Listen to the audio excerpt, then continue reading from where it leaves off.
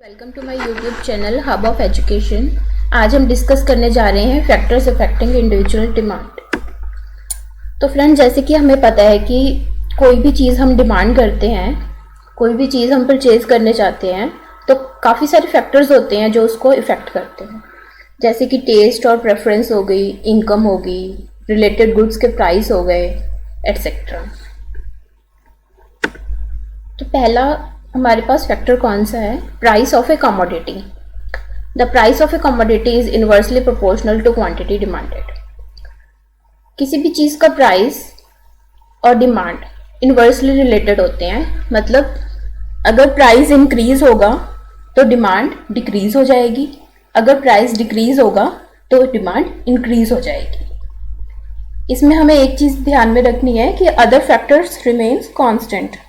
जो बाकी के फैक्टर्स हैं वो डिमांड को अफेक्ट नहीं कर रहे कि कंज्यूमर की इनकम बढ़ रही है या घट रही है, या उसका टेस्ट चेंज हो रहा है, फैशन चेंज हो रहा है, रिलेटेड गुड्स के प्राइस चेंज हो रहे हैं, इसका डिमांड पे कोई इफेक्ट नहीं पड़ रहा।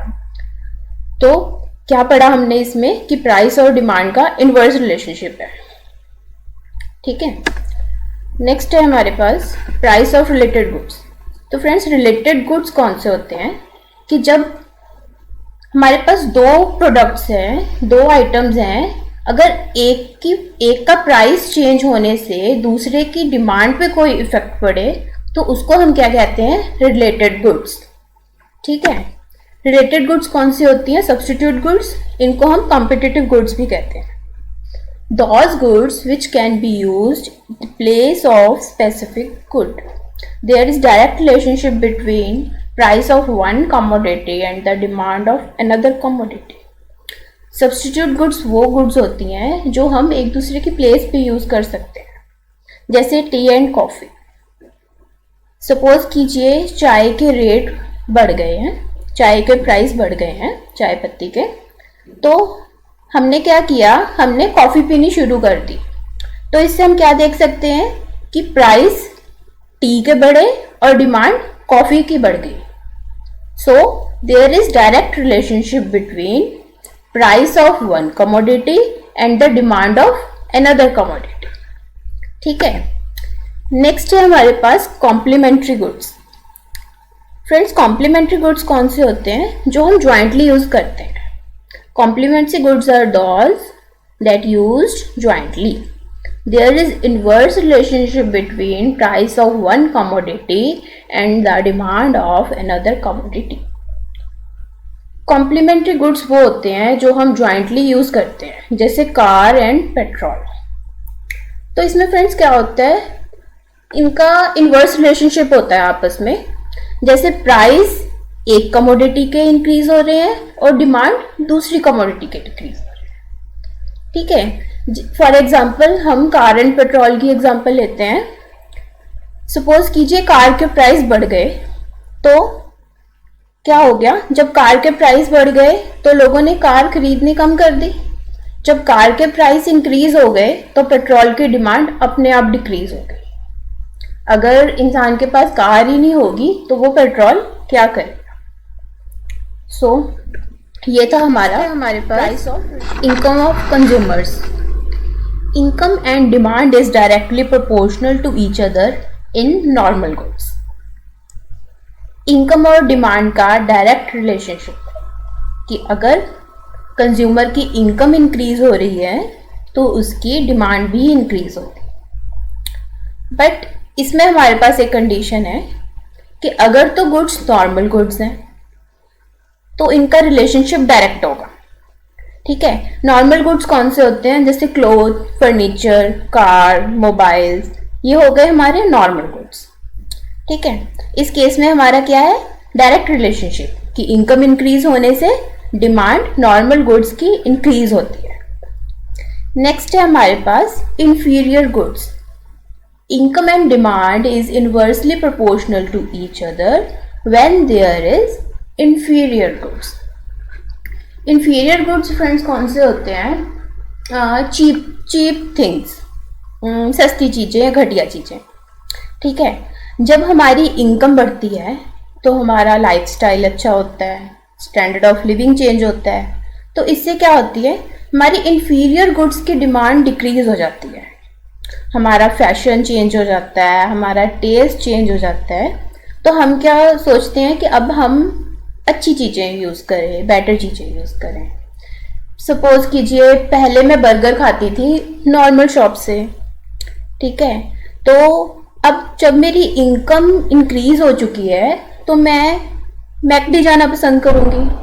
तो इससे क्या हो गया, इनकम और डिमांड का इनवर्स रिलेशनशिप हो गया इंफीरियर गुड्स में, ठीक है। इनकम इंक्रीज होने से डिमांड कम हो गई इंफीरियर गुड्स की, ठीक है, समझ गए फ्रेंड्स। नेक्स्ट है हमारे पास taste and preference of consumers. अब टेस्ट और प्रेफरेंस के चेंज होने से भी डिमांड पे इफेक्ट पड़ता है, देखते हैं कैसे पड़ता है। Which depends on customers trend and fashion, climate, environment, likes and dislikes.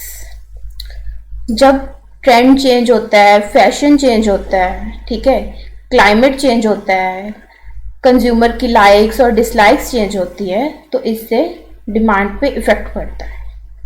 For example, पहले जब हम टीवी यूज करते थे तो हमारे पास कैसे टीवी होते थे, बड़े बड़े टीवी होते थे ना। तो अब क्या हो गया, फैशन चेंज हो गया, टेस्ट चेंज हो गया। अब हम कौन सी टीवी यूज करते हैं, एलईडीज यूज करते हैं, ठीक है, पतले पतले टीवी आ गए हैं। तो कस्टमर का फैशन चेंज हो गया है, टेस्ट चेंज हो गया है, अब कोई पुराना टीवी नहीं पसंद करेगा, ठीक है। नेक्स्ट क्या है हमारे पास, consumers expectations. Demand of a commodity also depends on consumer expectation regarding the future price of a commodity. अब हमारी एक्सपेक्टेशन क्या है, इसमें क्या बताया गया है कंज्यूमर एक्सपेक्टेशन में, कि अगर हमें लग रहा है कि फ्यूचर में किसी कमोडिटी के प्राइस बढ़ जाएंगे तो क्या होगा, उसकी डिमांड आज ही बढ़ जाएगी। इसको मैं एक एग्जांपल से समझाती हूँ आपको। सपोज कीजिए हर साल बारिशें, जैसे हमें पता है ज़्यादा पड़ रही हैं आजकल, जून जुलाई में बारिशें बहुत होती हैं हर साल, ठीक है। तो क्या होता है कि हमें लगता है कि अनियंस के रेट बढ़ जाएंगे सर्दी आते आते, तो हम क्या सोचते हैं कि अभी से स्टॉक कर लो। तो इससे क्या होता है, अनियन के प्राइस जो फ्यूचर में इंक्रीज होने हैं उससे डिमांड आज ही इंक्रीज हो जाती है अनियंस की। तो इसे हम कहते हैं कंज्यूमर एक्सपेक्टेशंस। नेक्स्ट हमारे पास है size of population. High population implies greater market demand for goods and services and vice versa. तो फ्रेंड्स, इसमें क्या बताया गया है हमें कि जिस कंट्री की पॉपुलेशन ज़्यादा होगी या जिस एरिया में पॉपुलेशन ज़्यादा होगी वहाँ की डिमांड भी ज़्यादा होगी, ठीक है, और जिस कंट्री की पॉपुलेशन कम होगी वहाँ पे डिमांड भी कम होगी। तो साइज ऑफ पॉपुलेशन डिमांड पे डायरेक्टली इफेक्ट करती है। Higher the population higher the demand, ठीक है। नेक्स्ट हमारे पास है credit policy. The credit policy for suppliers or banks also affect the demand of a commodity. Favorable credit policy generally increase the demand. अब friends, हमारी credit policy क्या है, जैसे हम बैंक से या फाइनेंशियल इंस्टीट्यूशन से लोन लेते हैं, ठीक है ना। तो गवर्नमेंट, कई बार हम देखते हैं कि वो लोन हमें ज़्यादा इंटरेस्ट, रेट ऑफ इंटरेस्ट पे दे रही है या फिर कम रेट ऑफ इंटरेस्ट पे दे रहे हैं लोन, ठीक है ना, वो भी हमारी डिमांड पे बहुत इफेक्ट डालता है। इसको हम एक एग्जांपल से मैं एक्सप्लेन करती हूँ। Easy home loan and car loans offered by banks have led to a steep rise in the demand for homes and cars respectively. अब क्या है कि बैंक हमें कार लोन दे रहा है और होम लोन दे रहा है बहुत ही कम रेट ऑफ इंटरेस्ट में। तो इससे क्या होगा, ज़्यादा से ज़्यादा लोग अट्रैक्ट होंगे कि हमारे पास भी कार हो अपनी, हमारे पास भी अपना घर हो, कि इतने कम इंटरेस्ट पे अगर बैंक लोन दे रहा है तो क्यों ना हम भी ले लें। तो इससे क्या होगा, डिमांड इंक्रीज हो जाएगी, ठीक है फ्रेंड्स। तो ये थी हमारी क्रेडिट पॉलिसी। तो फ्रेंड्स, आज का हमारा टॉपिक आपको कैसा लगा प्लीज़ कमेंट करके ज़रूर बताइए, और प्लीज़ अगर किसी ने चैनल सब्सक्राइब नहीं किया है तो प्लीज़ कर दीजिए।